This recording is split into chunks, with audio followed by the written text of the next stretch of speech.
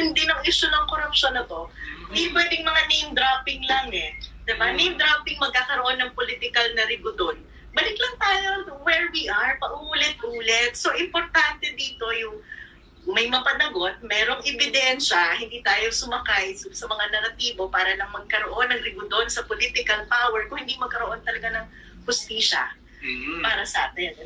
Tsaka video vlogs lang yung lumalabas. Yes. Yan ebidensya eh. Tsaka mahalaga na kung contrapose mo yung sarili mo dito sa mga gumagamit.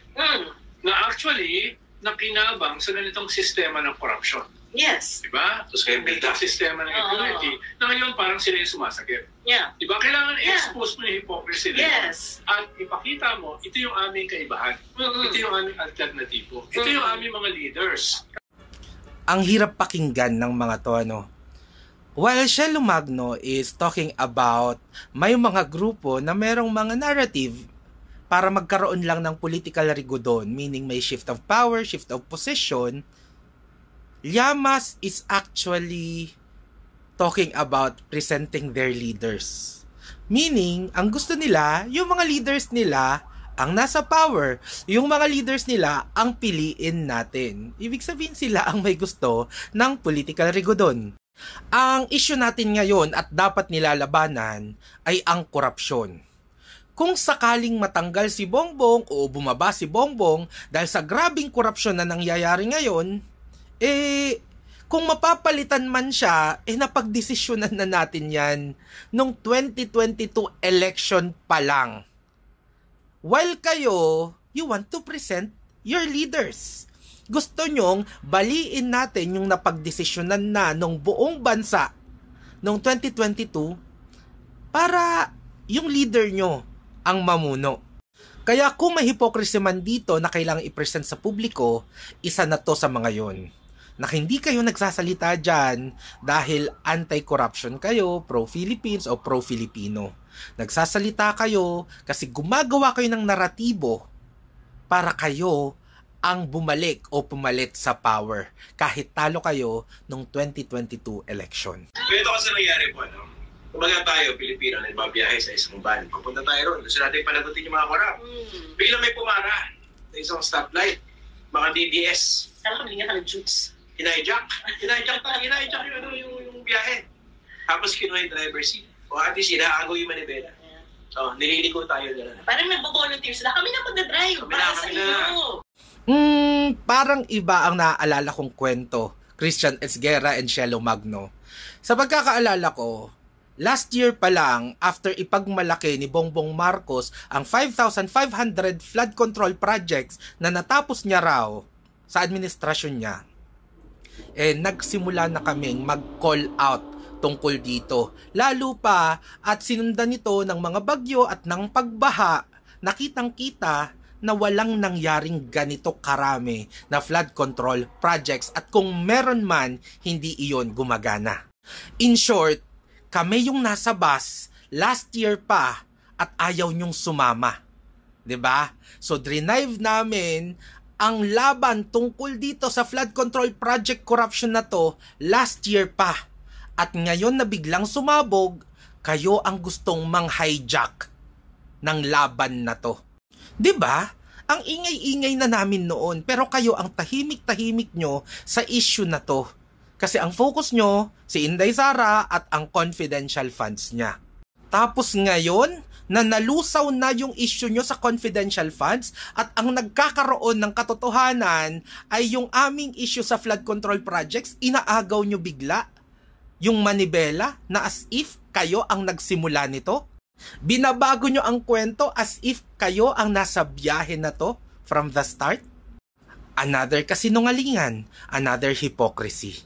Naisip ako kasi, diba, yun nga so sa president, kung mag-insert ka at mangungurakot ka, dapat sa level mo pa lang. Kasi bakit mo pa i-involve at i-broadcast sa buong kongreso yung insertion mo? That's one. Ngayon, kung nasa kongreso na yan, sino yung may pinakamalaking incentive para babuyin yung budget sa BICAM level? Executive ba? Naka-insert na ngayon sa NEP So kung may magmamanipulate ng budget, nasa legislature, diba? So sino-sino yan sa legislature? Syempre, Speaker, Senate President, APRO chair, finance chair, finance vice chair, APRO vice chair. Baka may makalimutan tayo, syempre. Mga key players din yan. Una siya lumagno, ang premise mo as if itong mga to ay sumusunod sa process. Na as if after ng NEP, wala na silang idadagdag. Ang pinag-usapan natin dito, corruption. Ang pinag-usapan natin dito, illegal. Ang pinag-usapan natin dito ay hindi sila sumusunod sa process at sa batas. At kung ang pinag-usapan natin dito ay mga corrupt, walang kabusugan niyang mga yan at walang pakialam sa proseso. Kaya kahit sabihin mo na ang raffle entry, submission of raffle entry ni Bongbong Marcos ay sa NEP lang, they don't care. They will try to get every piece of opportunity para makadagdag pa ng raffle entry. Kung may mga late entries ba sila, meron pang ibang nakiusap, 'di ba? Meron pa silang naisip na pwede nilang maipasok, ipapasok nila 'yan. Also, sinasabi mo na dapat kung may gagawin si Bongbong ay dapat nasa level niya. Ipaalala ko lang after ng BICAM, babalik ito kay Bongbong kasi siya ang huling pipirma. So, hindi mo ata alam na hanggang sa huli na mapirmahan ang GAA ay nasa level pa rin ito ni Bongbong Marcos. Hindi ko nga maintindihan kung bakit pinapagaan nyo ang involvement dito ni Bongbong Marcos. So, this is not actually an apology on behalf of BBM or in defense of BBM. Kung totoo, at sinasabi naman natin yan na may kinalalaman talaga si BBM sa budget. Doon saan program pa lang, hindi naman na yan pasabog Sino ba ang pumipirma para i-release ang pondo para saan program, the appropriation na nagpondo ng mga flood control projects? Si BBM at saka si Secretary Mina Pangandaman. Diba? Hindi na yan na magical revelation. Ganun yung pagkaka. Para may kailangan may emphasis. Diba? Dahil sila huhugas ng kamay Diba? Pero, kung hanggang video vlogs lang tayo, hindi yan mapapanagot. Pwedeng magpalit ng presidente. Yun yung gusto ng iba, diba? Pero yung kalagayan natin bilang mga Pilipino, pares pa rin. Hindi, ang gusto natin, mapakulong si BBM, mapakulong si Zaldico, mapakulong si Speaker Romualdez, mapakulong si yung mga lahat ng senador. Wait, sobrang gulo ng sinabi na to ni Shelo Magno. Kasi nung sinabi niya na ang gusto ng iba ay mapatanggal si BBM o mapalitan si BBM, ibig sabihin hindi siya kasama. Pero sa huli, ang sabi niya ay ang gusto daw natin, ibig sabihin kasama na siya, ay mapakulong si Bongbong. Wait, Shelo Magno. Hanggat hindi natatanggal si Bongbong at hindi napapalitan bilang presidente, ay immune siya para makasuhan. So hanggat pinoprotektahan nyo na hindi matanggal si Bongbong kasi ayaw nyo lang sa mga Duterte, hindi mapapanagot si Bongbong at hindi siya makukulong. So ano ba talaga, Shelo Magno? At hindi lang to problema ni Shelo Magno. Problema to ng mga dilaw, hypocrisy to ng mga pula, hypocrisy to ng kung sino-sino man ng mga Duterte die-hard haters.